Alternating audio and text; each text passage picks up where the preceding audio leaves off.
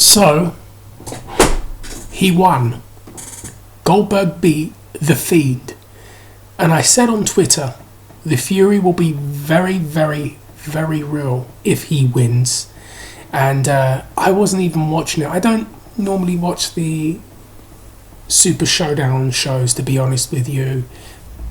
Normally I'm doing something, I was actually exercising, but the point is, this is probably the only one that I've had real interest in because of this idea of Goldberg versus The Fiend, because the idea was put out there coming into this that The Fiend was going to go to WrestleMania and fight Roman Reigns. Then this idea had changed and it was, what if Goldberg wins and beats The Fiend? Because if you think about it, the way that Goldberg's character is presented, in the same vein as Brock Lesnar, the most real thing ever, you kind of have to handle them in a certain way. You're going to start booking yourself into a corner when you do this match. Now, Dave Meltzer talked about this. I believe Wade Keller had talked about this. I believe many prominent YouTubers had talked about this. My boy, Kyle, had talked about this. Check his video out. He really breaks it down.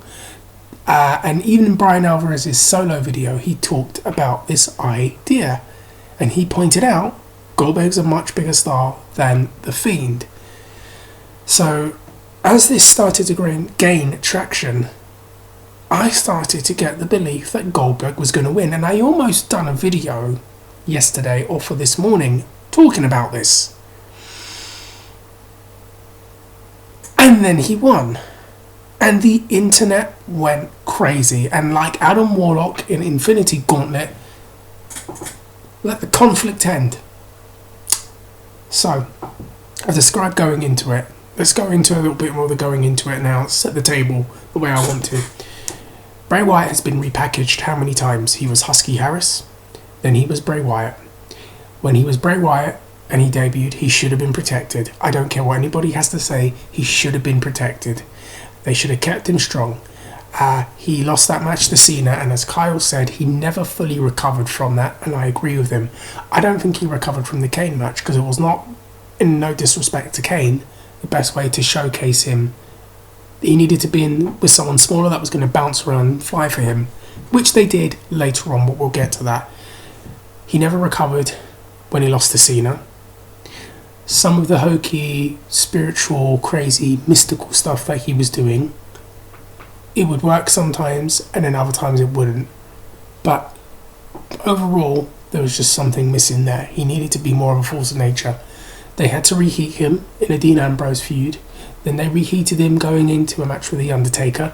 He should have won that, to be honest with you, but he lost. Then he had the Roman Reigns feud. And that's the thing, it's this thing where his credibility is hurt, where I can't really buy into him, and I think his promo started to go all over the place, but the point is he should have been protected and kind of managed differently. That's just my opinion. Things got so bad that by the time he won the title, it didn't have the maximum impact. They did the Matt Hardy stuff with him and Matt, then he was off, then they repackaged him as The Fiend, and obviously this was the most successful reboot they've had with him.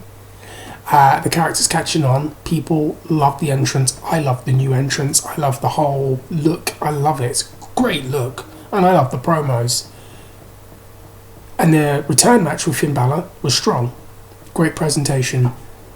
But the rot sets in with the Seth Rollins stuff. And we've discussed that ad nauseum. But he's still a hot character, because what I gathered from Hell in a Cell is that people paid to see The Fiend win and Seth lose. So that you can tell there's some money there. The people want it. But then after that point, they've booked him strong, and they've had to keep him strong to not diminish his credibility this time, because they've done it so many times before. I liked what they've done with him and Daniel Bryan. He changed Bryan, and Bryan's wrestling even more aggressively now because of the effect being in there. Probably Bray's best match. They did some horror stuff with him in The Miz, but the point is they booked him strong, and like a new age Undertaker. And I actually want to compare a lot of what's happened with him with The Undertaker.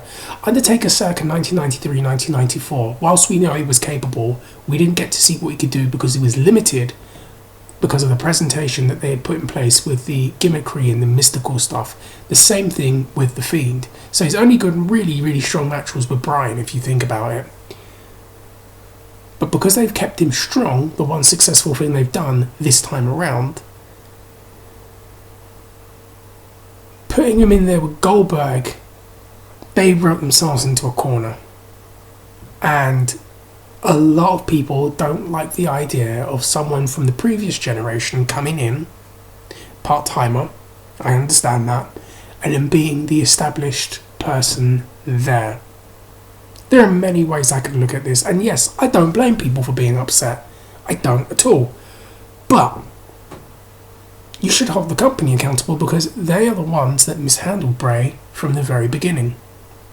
There is a reason why he is not as big in terms of stardom as he could be, because of the way they have handled him. And I know a lot of people who are very cynical when it comes to his presentation and the way that he's been used. And when the idea of, and I want to ask people, does the idea, and I'm not asking this sarcastically, Roman Reigns and Bray Wyatt, the Fiend, does that really entice you for WrestleMania? Because I have a feeling there would have been a backlash. I picked up on the Royal Rumble when it was Roman in there. There were fans booing.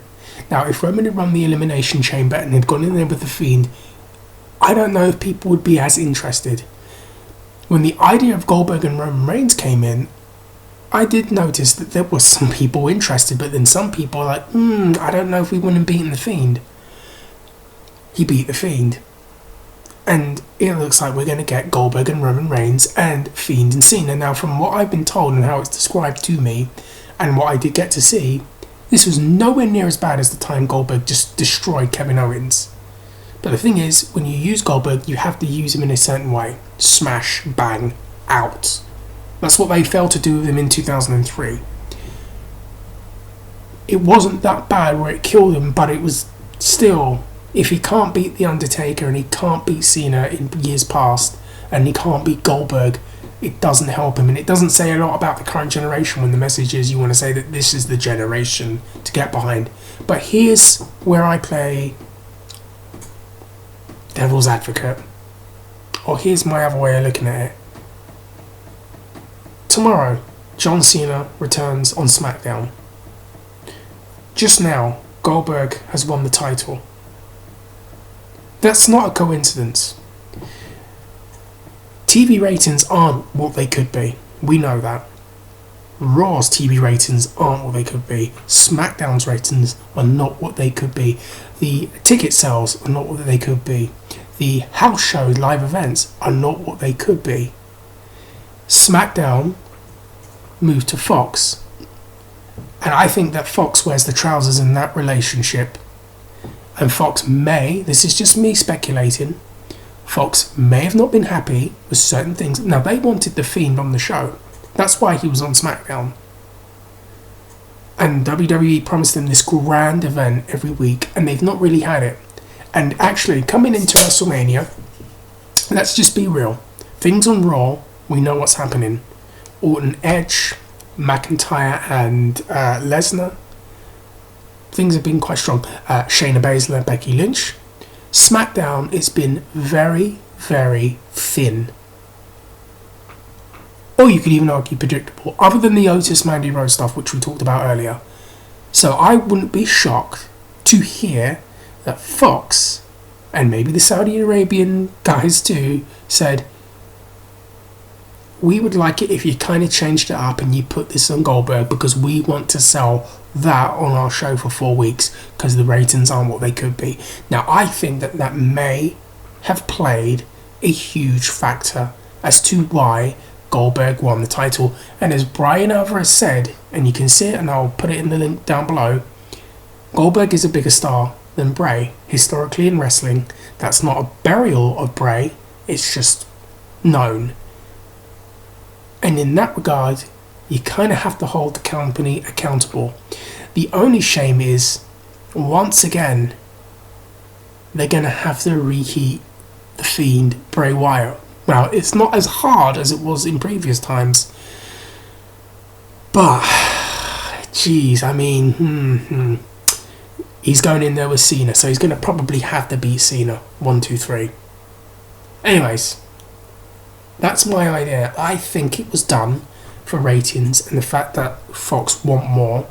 And I wouldn't be shocked to find out that Fox kind of pushed them into this direction. And again, when you have someone like Goldberg and you've got maybe a few dates with him a year, they want to protect him. And I can imagine to them the idea of Goldberg versus Roman Reigns, which was teased in 2017, by the way, is far more sexier to sell than Roman Reigns and The Fiend. As simple as it sounds, the spear versus the spear. Well, I could say a lot about Brock Lesnar and Ricochet, but that's a rant best to save for another time. Guys, let me know what you think. Comment down below, hit the like button, hit the subscribe button. I'm sure we're going to have even more to say about this, but have a good one, and I want to know what you feel about this.